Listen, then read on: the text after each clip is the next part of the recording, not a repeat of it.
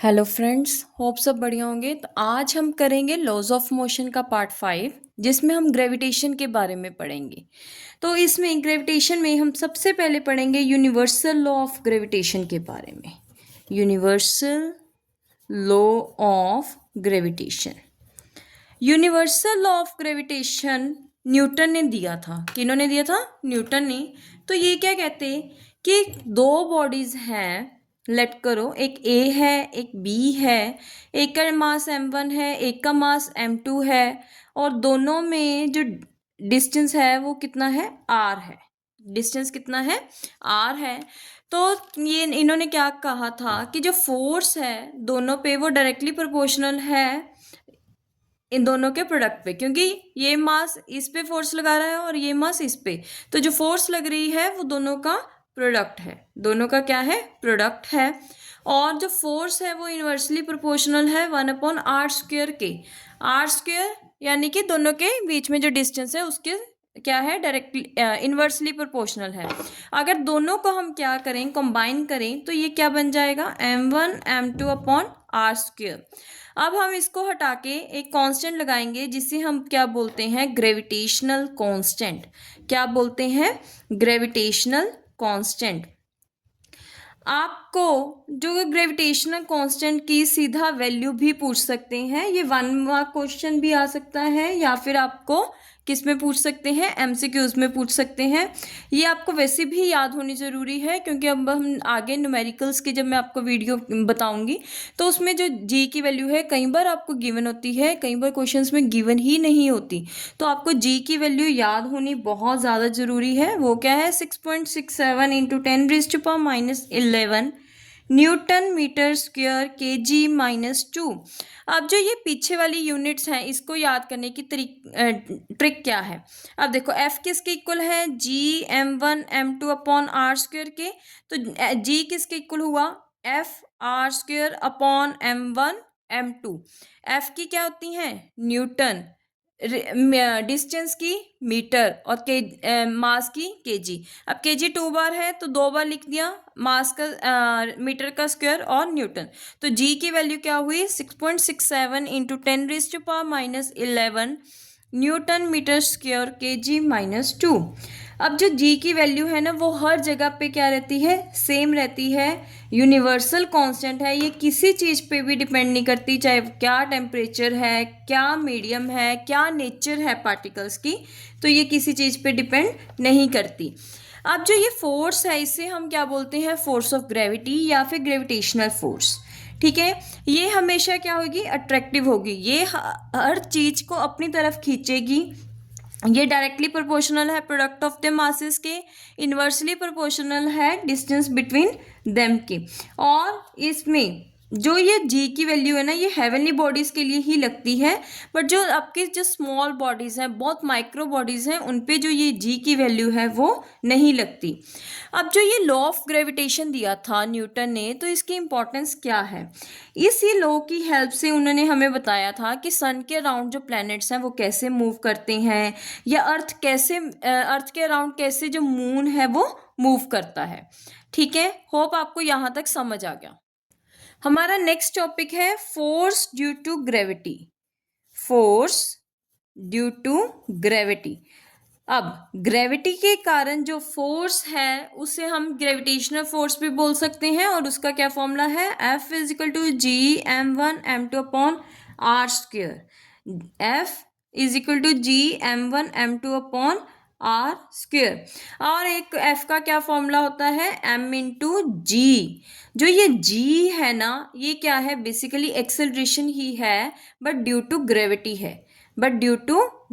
है। तो फोर्स किसके इक्वल है? g m1 m2/r² और mg के। अब दोनों में हम रिलेशन करेंगे कि g और mg में क्या रिलेशन है। देखो, फोर्स इसके भी इक्वल है, फोर्स इसके भी इक्वल है। अब हमें इसमें से एक m1 को क्या मान लेंगे? कैपिटल M, और एक को small m। g m/r² is equal to m into g. m के साथ m कैंसिल, तो स्मॉल g की वैल्यू किसके इक्वल हुई? g m/r²। A small g क्या है? Acceleration due to gravity, acceleration due to gravity. ठीक है, अब आपको स्मॉल जी की वैल्यू भी पता होनी चाहिए, वो कितनी होती है? 9.8 न्यूटन, 9.8 मीटर पर सेकेंड स्क्वायर, 9.8 मीटर पर सेकेंड स्क्वायर। ठीक है, इसको जी के साथ रिप्रेजेंट करते हैं, ये भी एक वेक्टर क्वांटिटी है। देखो, जो कैपिटल जी था उसकी वैल्यू किसी भी जगह पे चेंज नहीं होती, बट जो स्मॉल जी है उसकी वैल्यू क्या है? चेंज होती रहती है। अगर आप मून पे जाओगे तो जो जी की वैल्यू है, जितनी अर्थ पे कितनी है? 9.8, तो मून पे कितनी हो जाएगी? इसका 1/6 जी ऑन मून, और ये किस पे है? On earth. ठीक है, तो हम क्या कह सकते हैं? G moon is equal to g earth upon 6। ठीक है, होप आपको यहाँ तक समझ आ गया। तो हमने क्या क्या किया? रिलेशन किया जी और जी में, एक्सेलरेशन ड्यू टू ग्रेविटी के बारे में भी हमने पढ़ा। अब आपको याद होगा कि हमने 3 इक्वेशंस ऑफ मोशन की थी, हमारे जो फर्स्ट चैप्टर था मोशन इन 1D।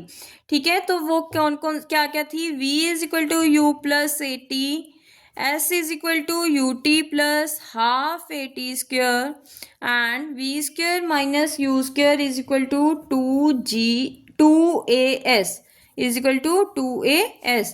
देखो, हम इसमें ए को किसके साथ रिप्लेस करेंगे? जी के साथ, और एस को किसके साथ रिप्लेस करेंगे? हम एच के साथ। किसके साथ करेंगे? एच के साथ।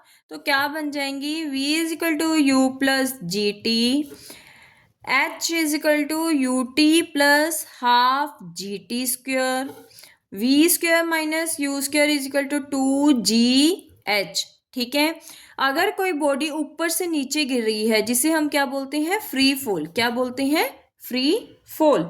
इस केस में देखो, वो ऊपर से नीचे आ रही है, तो पहले क्या थी? रेस्ट पे थी। क्या थी? रेस्ट पे, यानी कि u क्या था? उसकी इनिशियल वेलोसिटी क्या थी? 0। तो क्या बन जाएंगे? v is equal to g t, h is equal to half g t square, और v square is equal to 2gh। Hope आपको यहाँ तक कोई भी डाउट नहीं होगा।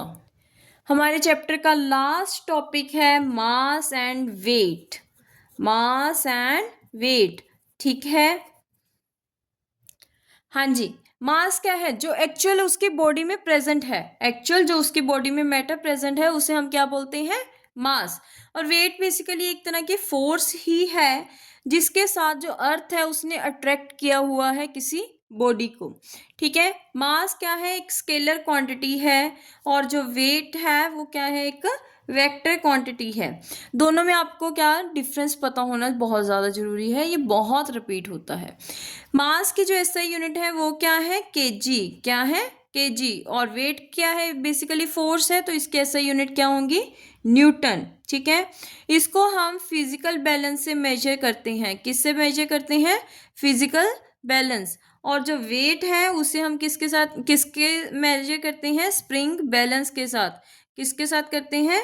स्प्रिंग बैलेंस के साथ। जो मास है ना वो कभी चेंज नहीं होगा, बट वेट चेंज होगा। ये क्यों? देखो, वेट क्या है?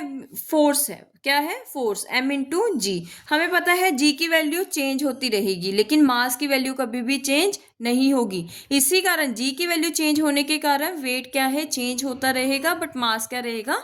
सेम रहेगा। ठीक है, अब जो ग्रेविटेशनल यूनिट्स हैं फोर्स की, अब हम उनके बारे में पढ़ेंगे। ग्रेविटेशनल यूनिट्स क्या क्या है फोर्स की? ग्रेविटेशनल यूनिट्स क्या क्या है फोर्स की? इसकी 2 यूनिट्स हैं। वन है केजीएफ, केजीएफ यानी कि किलोग्राम फोर्स। किलोग्राम फोर्स में यानी कि कितनी फोर्स लगी है 1 किलो वेट, 1 किलो मास के लिए, तो उसे हम क्या बोलते हैं? Gravitational unit of force. या फिर क्या होती है? GF, gram force, gram force. अब एक फोर्स की क्या यूनिट होती है? डाइन भी होती है। अब हम इनमें क्या करेंगे? रिलेशन देखते हैं कि 1 GF किसके इक्वल है? 980 डाइन्स के। किसके इक्वल है? 980 डाइन्स के। और 1 KGF किसके इक्वल है? 9.8 न्यूटन के। 9.8 न्यूटन के। हम डेली लाइफ में करते हैं कि इसका वेट इतने केजी है, इतने किलो है। वो वेट नहीं होता, वो हम क्या देखते हैं, मास देखते हैं। क्या देखते हैं, मास देखते हैं। लेकिन हम बोलने में उसको क्या बोल देते हैं, वेट बोल देते हैं, तो हम उसे गलत बोलते हैं। होप आपको जो ये टॉपिक है वो अच्छे से समझ आ गया। जो इसके न्यूमेरिकल्स हैं या न्यूटन्स के सेकंड लॉ के न्यूमेरिकल्स हैं वो हम करेंगे अपने नेक्स्ट पार्ट में। अगर किसी को कोई भी डाउट है तो वो कमेंट बॉक्स में कमेंट कर सकता है। Please like, subscribe and share.